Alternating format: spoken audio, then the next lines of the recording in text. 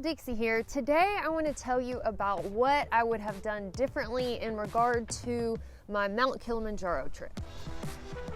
The first thing I would change if I were to go back and do it again is to allow myself an extra rest day before starting my climb. Luckily, I got to Kilimanjaro International Airport early in the morning, so I had all day to either explore or rest a little bit. But having an extra day to deal with jet lag would have made things more enjoyable for the first day on the mountain. And also, maybe then I would have had one day to fully rest and acclimate to the time change, and another day to explore nearby areas and not feel so rushed. In addition to having an extra day before the climb, I wish I had had another day to just rest before dealing with the 30+ hours of travel time back to the US after the climb was over. In fact, our flight left early in the morning the day after we came off the mountain, so we were pretty exhausted. But of course, having an extra day on either end of your trip won't be covered by your package with whatever guide company you go with. At least mine wasn't, so that will add additional costs, but I think it would be worth it. Next, I would have trained more or longer. For about 5 or so weeks, I was lifting weights and running here and there, but I wish that I had started sooner because I've been wanting to work out regularly anyway, so it's not quite an adjustment having a physically strenuous schedule again. When I got to the mountain and we were at those higher elevations, especially compared to where I live in Opelika, Alabama, that's between 700 and 800 feet, I noticed that my heart rate stayed pretty elevated. At rest, I was over 100 beats per minute, and when I was walking around camp, I was about in the 120s or so.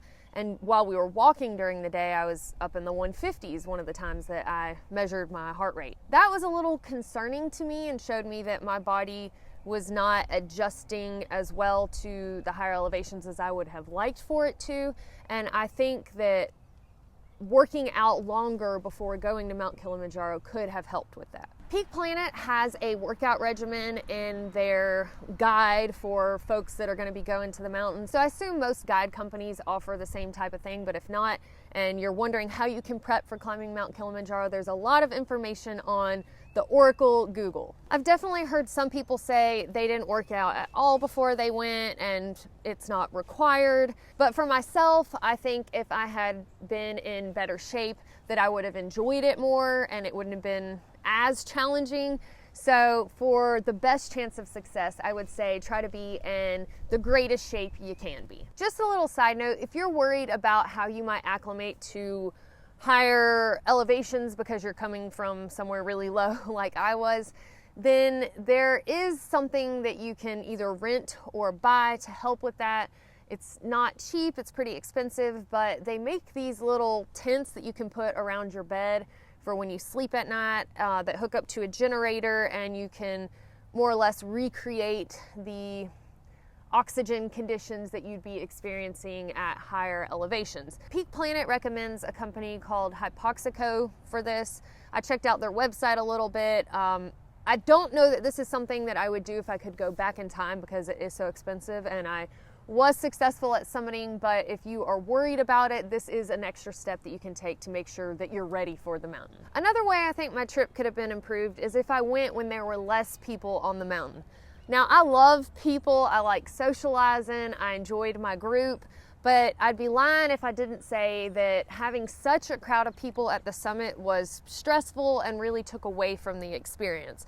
Folks were freezing and wanting to hurry up and get off the mountain, so it kind of seemed like there was pushing and shoving, folks trying to get their pictures made, and our guides actually even ended up having words with other guides when we were being disrespected by another group. So I think this could have been mitigated by going at a time that was maybe less popular. One option for having less folks on the mountain is to go when maybe it's not the prime time for good weather. I chose to go in the drier season because I don't like being rained on or being especially cold and rained on. So we actually had some rain anyway that was not typical for the time that I went, just got lucky like that. But if you don't mind rain and you're not an extremely cold natured person, then this might be a time where you would want to go if you don't want to be around a lot of other people. But what I could have done for myself to mitigate the amount of people is to not go around a full moon. The night that we summited Kilimanjaro, there was a full moon, and while it definitely helps with being able to see while you're hiking in the dark, and also it can make things more beautiful, I could have done without the full moon to have a less stressful summit. I had no idea that this was a thing when I picked this trip for the time that I chose it, but now you'll know if you decide to plan a trip to Kilimanjaro. Next, if I had it to do over again, I would probably plan the trip to go with a private guide. Like I said, I really loved the group that I was with, but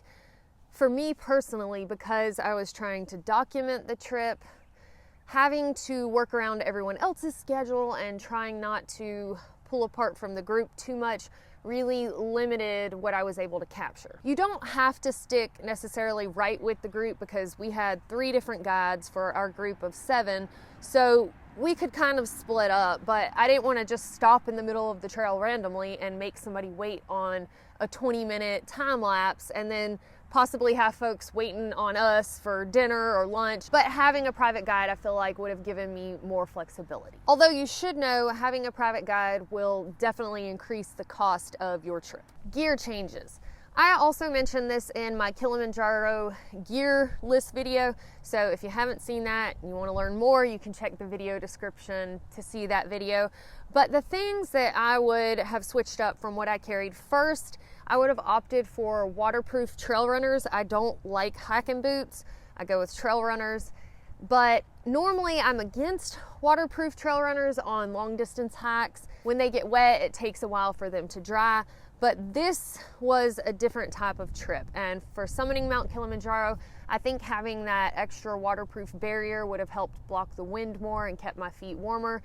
And to prevent them from getting wet on the inside and then taking a long time to dry, I would have added in some waterproof gaiters, which, again, I just typically would not carry that on a thru hike to save some weight. And maybe I would have also tried some waterproof socks like everybody's been suggesting I do for quite some time now. The only other piece of gear that I would switch up, I took some battery operated warming gloves that I found on Amazon. They just didn't work as well as I thought they would. They kept the palm of my hand warm but didn't do much for my fingertips. So going forward, I would try something different. Add-on adventures. I definitely wish I had the time and would have been able to add on a safari to this trip. So if you have the opportunity and that's something you want to do, I say definitely go for it while you're there and you have the chance. And finally, I wish I had taken some of my used backpacking gear that I probably won't be using in the future to donate to KPAP. KPAP stands for Kilimanjaro Porters Assistance Program, and what they do is collect gear and clothing donations to rent out to the porters free of charge. And you might be thinking, well, Dixie, just mail your gear over there. But it's not that simple, because Tanzania charges pretty steep tax rates on gear that's donated over there. So for example, if you were to send a pack that's used and maybe worth $50, they're gonna charge taxes based on what that item would cost new at the store. So if you send a $300 pack, they're gonna charge them $150 taxes on a pack that's actually worth like $50 now. So the best thing to do is just take that used gear with you when you go. Now, if you're interested in donating gear to the porters and you have no plans of going to Tanzania, there is still a way to get it over there. KPAP can actually collect that gear here in the US and then send it with people who are making that trek over there. So that's probably something that I'll be looking into. But if you're going to Tanzania and you got stuff that you don't want to use in the future, then they can definitely use it there. All right, y'all, well, that is all I have for you today. I will be coming out with like one big Mac Daddy informational video on Mount Kilimanjaro for those of y'all who are planning on heading over there. So be looking for that. Thank y'all so much for watching, and we'll see y'all next time.